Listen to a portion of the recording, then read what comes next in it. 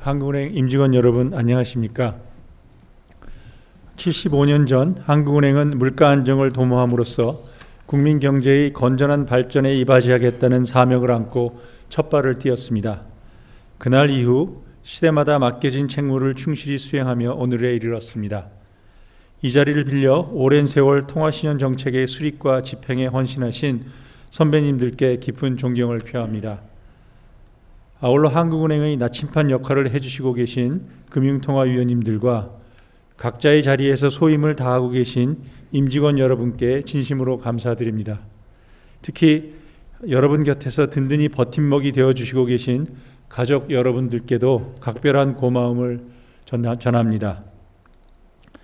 올해는 한국은행 창립 75주년이자 광복 80주년을 맞는 뜻깊은 해입니다. 특별한 이 해를 맞아 우리는 수많은 위기를 극복하며 눈부신 성취를 이뤄낸 우리 역사를 의미 있게 뒤돌아보게 됩니다.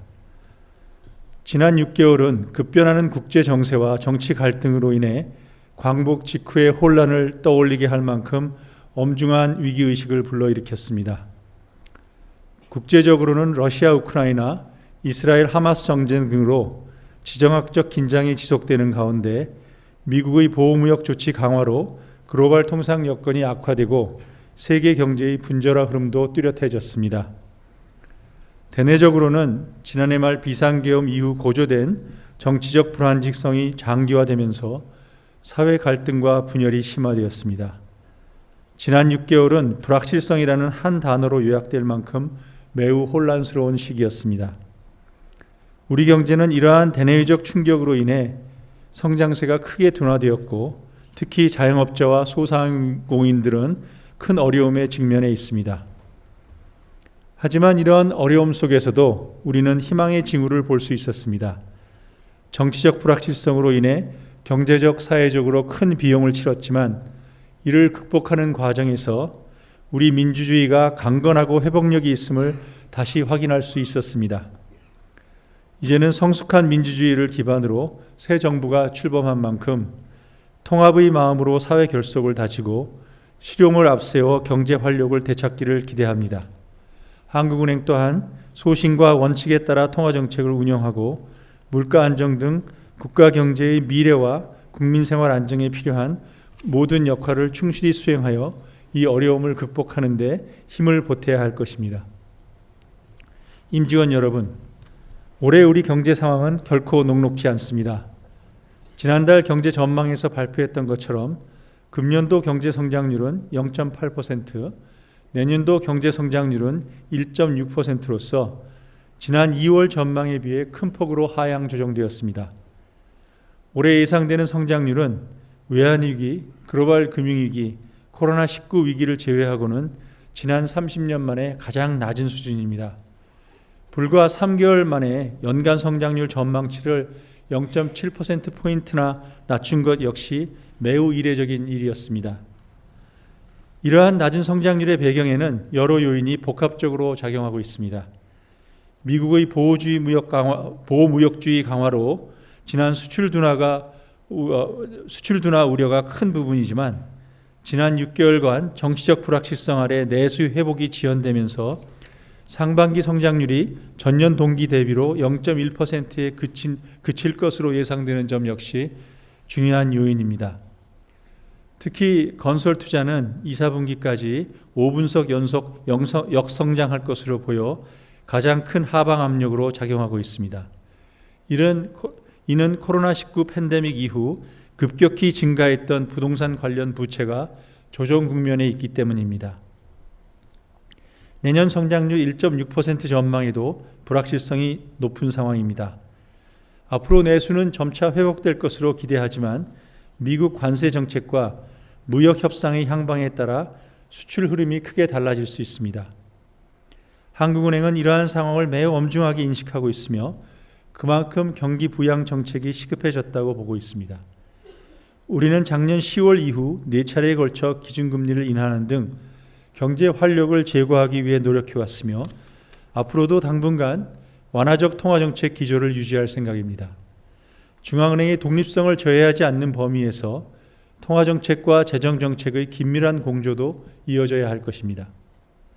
다만 어느 정도의 경기 부양이 적절한지를 판단하기 위해서는 현재의 낮은 성장률을 단순히 경기 순환의 관점뿐만 아니라 구조적인 시각에서도 평가해 볼 필요가 있습니다.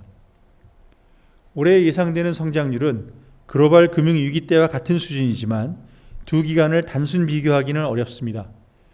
2000년대 중후반에만 해도 4% 수준이었던 우리 경제의 잠재 성장률은 저출산 고령화 형상이 갈수록 뚜렷해지면서 지금은 2%를 밑도는 수준까지 빠르게 하락하였습니다.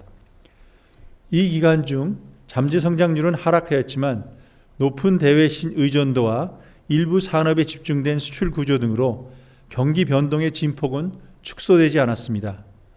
그 결과 대내외 충격이 발생할 경우 역성장이 나타날 가능성이 과거보다 크게 높아졌습니다.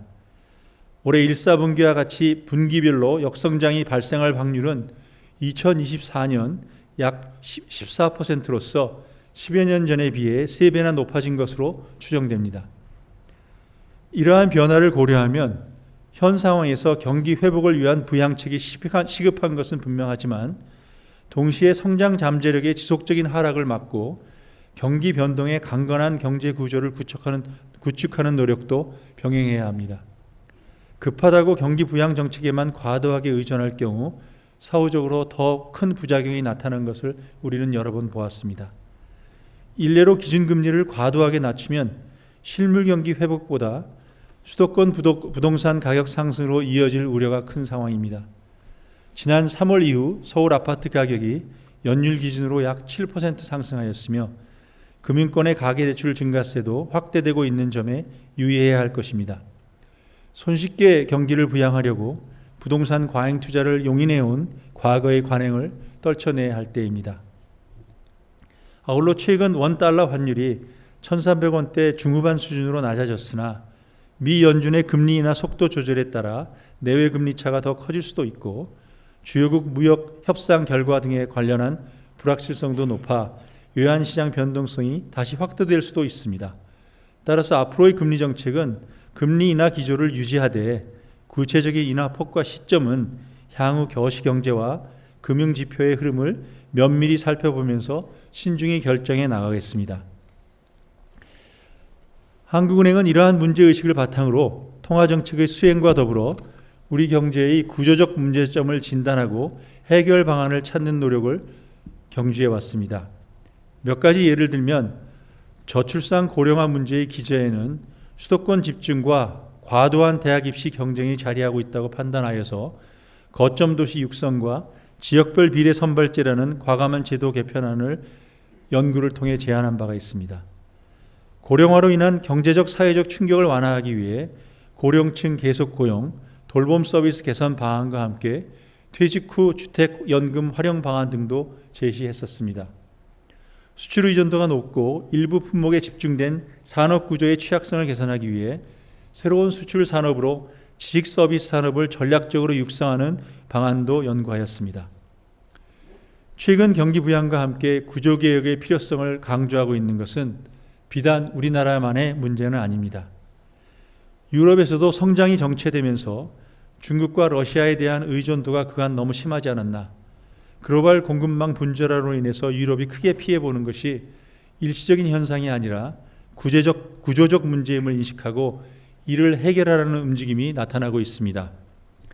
지난해 9월 발간된 유럽 경쟁력의 미래라는 드라기 보고서가 하나의 대표적인 예로서 유럽의 경쟁력 약화 원인을 중장기적 시각에서 분석하고 정책 대안을 제시하고 있습니다.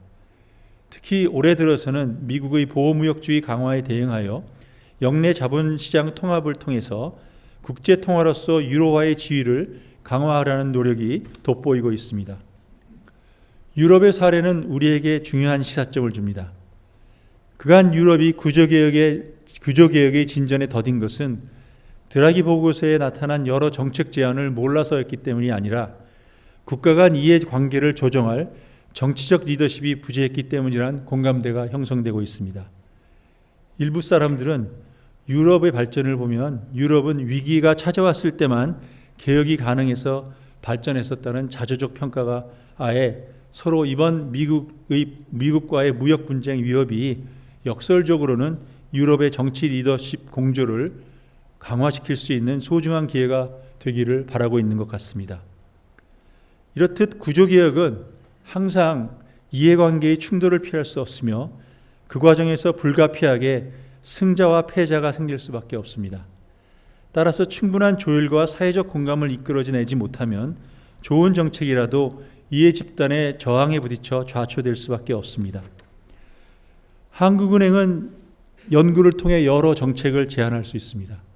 그렇지만 이러한 정책 제안이 정책으로 반영돼서 실현될 수 있는지에 대해서는 여러 단계가 앞에 더 놓여 있습니다. 새로 출범한 정부가 구조개혁 과제의 우선순위를 명확히 하고 사회적 갈등을 조정하는 리더십을 발휘해서 한국은행의 연구 등을 기초로 당면한 위기를 기회로 만들어 가길 기대합니다. 한국은행은 이러한 과정에서 필요한 전문적인 분석과 정책 제안을 아끼지 않을 것입니다. 한국은행 임직원 여러분, 지금까지 말씀드린 구조개혁이 과거에 누적된 문제를 해결하기 위한 노력이라면 우리는 이제 미래지향적인 시각으로 앞으로 닥칠 도전 과제에도 철저히 대비해 나가야 할 것 같습니다. 무엇보다 디지털 기술과 AI 급속한 보급으로 금융경제 환경이 빠르게 변화되고 있는 지금 새로운 성장 동력을 발굴하고 육성하는 노력이 절실한 시점입니다. 이러한 인식을 바탕으로 한국은행은 단순히 연구를 하는 것을 넘어서 실제로 디지털 혁신과 AI 확산에 선제적으로 대응하는 프로젝트를 직접 추진함으로써 미래에 대비하고 있음을 자랑스럽게 생각합니다. 저는 최근 프로젝트 한강을 통해 기관용 CBDC와 예금 토큰에 기반한 미래 디지털 화폐 인프라를 한국은행이 시범 구축하고 실제 환경에서 테스트를 진행하고 있는 것을 알려드립니다. 신용카드와 간편결제 등 현재의 지급결제 시스템도 매우 효율적으로 작동하고 있습니다. 그러나 우리는 지금의 편리함에 안주할 수는 없습니다. 금융의 디지털 전환은 단순한 속도 경쟁이 아니라 구조적 변화와 연결성을 요구하는 새로운 국면으로 빠르게 접근하고 있기 때문입니다. 국제결제은행은 이러한 미래금융의 모습으로 핀터넷, 파이낸스와 인터넷을 합쳐서 금융의 인터넷화를 제안합니다. 이는 앞으로 은행, 증권, 간편결제, 보험 등 다양한 금융 서비스들이 분절된 상황으로 남는 것이 아니라 하나의 통합 인터페이스로 연결해서 사용자 중심으로 실시간 금융관리를 가능케 하는 시스템을 꿈을 꾸고 있습니다. 이를 실행하려면 모든 금융기관이 연결된 공통의 디지털 화폐 기반이 필요하며 그 중심에 중앙은행 디지털 화폐와 예금 토큰이 자리 잡고 있습니다. 이들은 모든 참여자들이 신뢰할 수 있는 공통 결제 단위이자 기술 표준의 중심이고 화폐의 프로그램을 도입할 수 있는 방식으로 설계가 되어 있어서 핀터넷이 지향하는 맞춤형 자동화된 금융 환경의 핵심이 되기 때문입니다. 프로젝트 한강은 금년 말 예정된 후속 테스트를 통해서 예금 토큰의 편익을 점검하고 상용화 단계로의 추진 여부를 검토할 예정입니다. 또한 원화표시 스테이블 코인은 핀테크 산업의 혁신에 기여하면서도 법정 화폐의 대체 기능이 있는 만큼 안정성과 유용성을 갖추는 동시에 외환시장 규제를 우회하지 않도록 제도적 기반을 마련하여 관계기관과 긴밀히 협의해 나가겠습니다. 아울러 세계적으로 추진하고 있는 프로젝트 아고라를 통해서 주요국 중앙은행 및 글로벌 금융기관과 협력하여 국가 간 송금 비용을 크게 낮출 수 있는 글로벌 디지털 금융 인프라 구축도 함께 추진하고 있습니다. 디지털 금융과 함께 AI도 이미 우리 일상 속에 깊숙이 자리 잡고 있으며 그 발전 가능성은 가늠하기 어려울 만큼 잠재력이 빠르게 발전하고 있습니다. 우리나라는 자국 언어 기반 하에 소버린 AI를 개발하고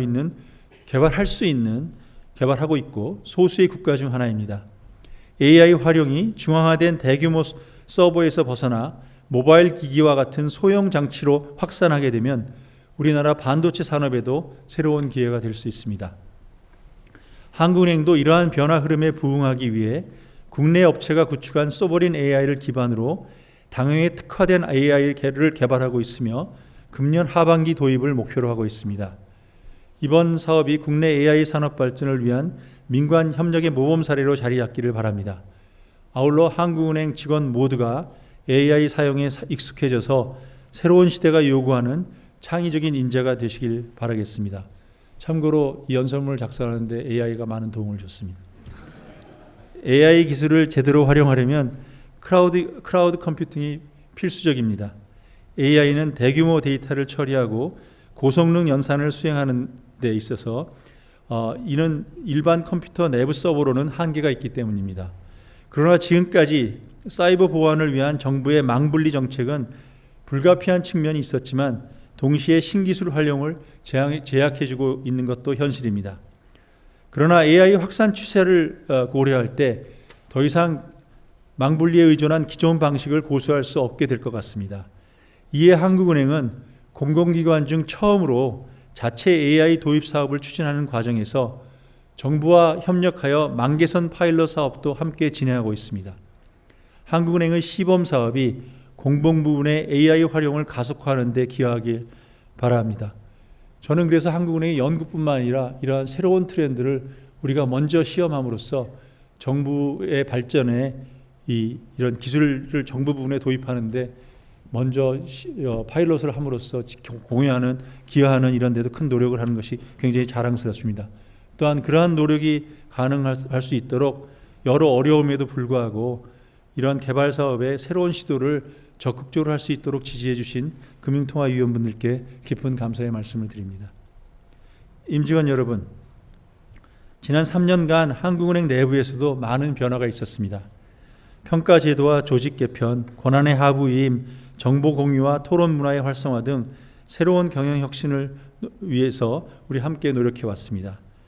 저는 그 결과 한국은행의 조직 역량이 한층 강화되었으며 우리가 작성한 보고서들이 사회적 반향을 일으키면서 국가 경제의 싱크탱크로서의 위상도 높아졌다고 생각합니다. 저만의 생각이 아니길 바라고 있고 제가 보기에 외부 평가에서도 일부 이러한 평가가 이루어지고 있는 것 같습니다. 일반 국민이 한국은행에 대한 평판 조사 결과 긍정 응답 비중이 지난비에 비해서 9% 이상 상승하여 처음으로 과반을 넘어섰고 신뢰에 대한 평가도 18%나 상승하여 66%까지 높아진 것으로 나타났습니다. 지금까지 변화와 혁신 노력에 적극적으로 동참해 주신 임직원 여러분께 감사의 말씀을 드립니다. 대외 소통 측면에서도 의미 있는 변화가 있습니다. 제게 대외 소통이 뭔가를 많이 가르쳐준 ECB의 라가르드 총재가 최근에 중앙은행 커뮤니케이션의 핵심은 겸손이다.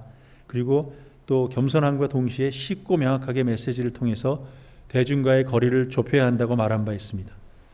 한국은행도 다양한 수요자들의 눈높이에 맞춰 차별화된 방식으로 소통하고자 꾸준히 노력해왔습니다. 디지털 혁신이 만든 금융경제 스냅샷은 경제 흐름 자료를 쉽게 이해할 수 있도록 시각화된 정보를 제공하고 있고 커뮤니케이션계에서 주도하고 있는 유튜브 콘텐츠도 직원들의 일상을 담은 BOK 인사이드로부터 해외 사무소에서 직접 전하는 BOK 현지 브리핑까지 한창 다양해졌습니다. BOK 인사이드는 제가 이 젊은 직원들을 직접 볼 기회가 없는데 화면에서 보고 지나가고 저 사람이구나 이렇게 아는 기회도 돼서 굉장히 좋았습니다. 금주부터는 화폐박물관에 뮤지엄샵을 열어서 한국은행을 상징하는 기념품을 선보임으로써 한국은행 브랜드의 인지도를 확산시키려 합니다. 한편 한국은행 발표 자료의 콘텐츠 품질을 높이기 위해 우리가 전용 스튜디오도 갖추었고 직원 대상의 미디어 트레이닝도 체계적으로 진행하고 있습니다. 특히 저는 본부뿐만 아니라 지역 본부에서 젊은 직원들이 지역 언론과 직접 소통을 하고 있고 TV에도 나오고 라디오 나온 걸 제게 보내주고 있는데 그거 볼 때마다 반갑고 매우 고무적인 변화라고 생각합니다. 이러한 노력들이 쌓이면서 우리 지금 현재 11만 명 정도 된 한국은행 유튜브가 제가 얘기만 하면 많이 올라가는 것 같아서 다음 만날 쯤 되면 15만 명 됐으면 하는 생각도 지금 하고 있습니다. 네, 저는 지난 3년간 여러분과 함께 일하며 한국은행 임직원들의 높은 업무 역량을 다시 한번 확인할 수 있었습니다. 우리가 발표한 여러 가지 보고서들이 통방자료라든지 구조조정 보고서 이런 모든 것이 외부에서 좋은 평가를 받고 있는 것은 그 보고서 뒤에 있는 깊이 있는 분석이 뒷받침되기 때문이라고 생각하고 그 수준은 이제 제가 이 과거에 일했던 여러 다른 국제기구와 비교해도 저는 손색이 없는 수준까지 올라왔다고 생각합니다. 앞으로 우리 직원들은 자신의 잠재력을 믿고 보다 적극적인 자세로 임해 주시길 바랍니다. 다만 조금 아쉬운 부분은 개선이 조금 더 필요하다고 생각하는 것은 여러분이 위에서 내려온 과제를 수행하는 데 그치지 말고 스스로 질문을 던지면서 한국은행의 변화를 주도해 주시길 바랍니다. 저는 처음 창립기념사를 할 때 계급장은 떼고 할 말은 하자고 그런 조직 문자를 만들자고 말한 바가 있고 시끄러운 한을 만들자고 했는데 그간 큰 진전이 있었던 것은 사실이지만 아직도 저한테 와서 총재님 이 말씀은 좀 아닌 것 같습니다라고 직접 얘기한 사람은 아직 없는 걸 보니까 앞으로 조금 더 발전할 수 있는 변화가 일어나는 있을 룸이 있고 그 더 많은 변화가 이어지길 기대합니다. 제 집무실의 문은 항상 열려 있고 윈스턴 처칠은 개선하려면 변화해야 하고 완벽해지려면 자주 변화해야 된다고 했습니다. 지금까지 이뤄낸 우리 변화는 우리가 모두 동참을 한 결과이지만 앞으로도 이러한 노력이 꾸준히 이어져서 우리 내부에 자생적이고 지속적으로 변화가 일어나는 조직 문화가 단단히 뿌리내리기를 기대해 봅니다. 창립 75주년이라는 특정한 이정표 안에서 오늘 한국은행의 오늘을 만들어주신 임직원 여러분께 다시 한번 감사드립니다. 오늘 기념사에서 여러 주제를 다루다 보니 화폐관리, 안전관리, 민원응대, 경영지원, 환경미화, 어린이집 등 현장에서 묵묵히 헌신해 주시는 많은 분들께 감사의 말씀을 별도로 드리지 못한 점 마음에 걸립니다. 여러분들의 땀과 노력이 뒤에서 일하시는 여러분의 땀과 노력이야말로 이 조직을 지탱하는 힘이라는 사실을 잘 알고 있습니다. 우리가 함께 쌓아가는 이 시간들이 한국은행은 물론 우리 경제의 더 밝은 미래를 위해서 든든한 밑거름이 되리라 믿습니다. 여러분과 여러분의 사랑하는 가족들 모두에게 건강과 행복이 늘 함께하길 바라겠습니다. 감사합니다.